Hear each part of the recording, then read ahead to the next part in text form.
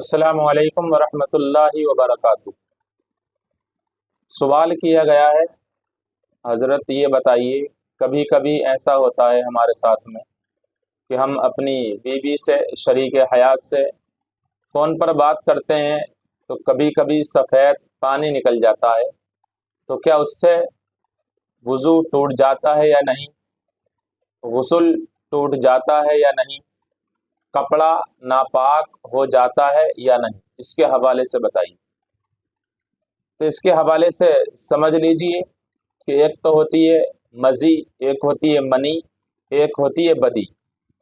اس کے حوالے سے انشاءاللہ پھر میں کبھی آپ کو تفصیلی ویڈیو بناؤں گا تب بتاؤں گا۔ آج فی الوقت اس کے حوالے سن لیں مزی کے۔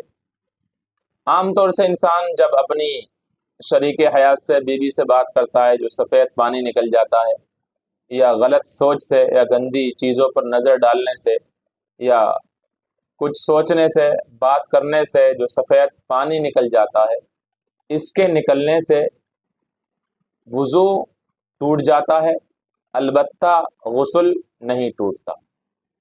اور جس کپڑے پر یہ لگ جائے اتنا کپڑا ناپاک ہو جاتا ہے۔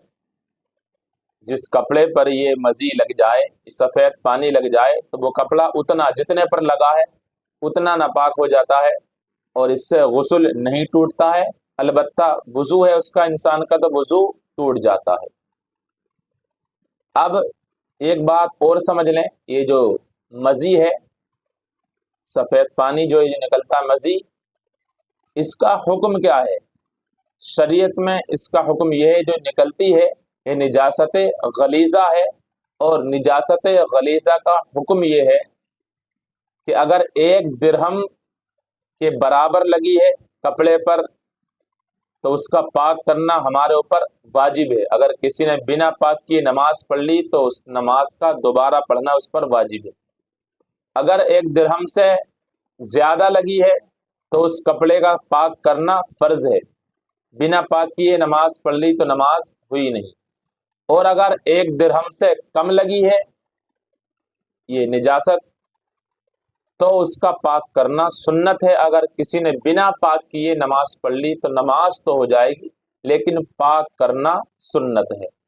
اب درہم کو سمجھ لیں، درہم کسے کہتے ہیں؟ درہم جو ہمارے ہندوستان میں پرانے زمانے میں ایک روپیہ سکہ چلتا تھا، اس کی گولائی کے برابر تقریباً درہم ہوتا ہے۔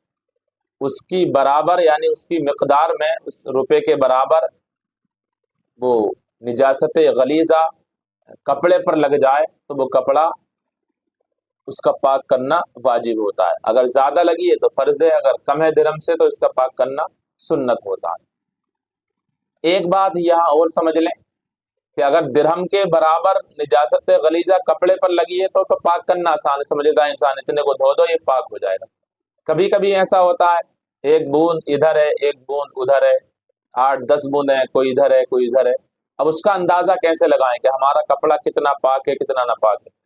تو اس کے حوالے سے ہمارے علماء کرام بیان فرماتے ہیں، شریعت کا حکم یہ ہے کہ اگر ان 10 یا 8 جو بھی بوندیں لگی ہیں کپڑے پر، ان کو اگر ایک جگہ جمع کیا جائے اور وہ درہم کے برابر ہو جائے تو اس کا حکم وہی ہے جو پیچھے بتایا۔ اگر درہم کے برابر لگا ہے تو اس کا پاک کرنا واجب، درہم سے زیادہ ہے تو اس کا پاک کرنا فرض، درہم سے کم ہے تو اس کا پاک کرنا سنت ہے۔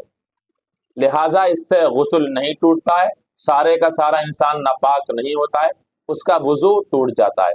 جسم پہ جہاں لگی ہے اس کو دھو لے، ٹانگوں پہ رانوں پہ جہاں بھی لگی ہے، کپڑے پر لگی ہے تو اس کپڑے جتنے کپڑے پہ لگی اس کپڑے کو پاک کر لے، دھو لے، دوبارہ کپڑے کو پہن لے، نماز ہو جائے گی، اس پر غسل کرنا فرض نہیں ہوگا۔